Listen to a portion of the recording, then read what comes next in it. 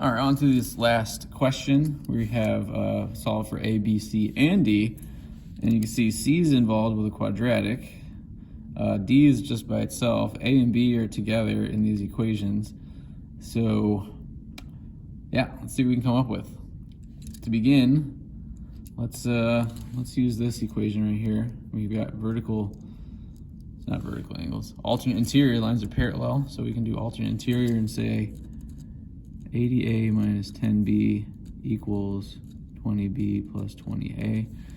And let's do a linear pair here. Why not? Linear pair. 80A minus 10B plus 100A plus 10B equals 180. There we have it. There's my system of equations. Let's make it pretty. Bring the 20 over. Bring the 20 over. Right? I do that right? Subtract and subtract. And then bring here we can put these together. We have 180A. And put these, oh, look at, this is interesting, look at that. Those just cancel each other out, don't they? So this one is actually pretty easy to solve the way I did it. You can see here, A just equals 1. We got A, just divide over. We don't need a system, actually, we don't need this. So plug in A, so A equals 1, yay. Actually, let's use this equation, 60A, what was that? That was minus 30. B equals 0, and plug A in. 60 times 1 minus 30 times B equals 0. So 60 minus 30B equals 0. And you can see B equals 2. Yay. 60 minus 60 equals 0. Woohoo! All right, now we got to solve for C. Now C involves I'm going to use these angles here. I'm going to say 3c squared plus 11c equals 2c squared plus 42. Those are alternate exterior, this one and this one.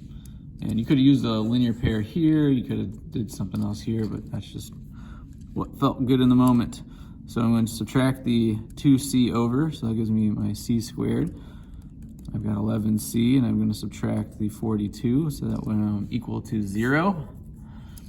And now I got to think of two numbers that multiply to 42 and can make 11. So 42. You got 42 and 1. You got 21 and 2. You got 7 and 6 and 14 and 3. Look at that, 14 and 3 is the one. It's going to be C plus 14, C minus 3. So my answers are negative 14 or 3. Now negative 14 is not going to work. It's going to be a bad number, and now I've got my C. C equals 3. And I'm going to plug in and use this vertical angle right here. So 50 times 2 is 100, 20 times 1 for A, so that's 120. That makes this 120, and therefore D equals 4. There we have it. 1, 2, 3, 4. That's how I made the problem. Isn't that fun? All right, enjoy.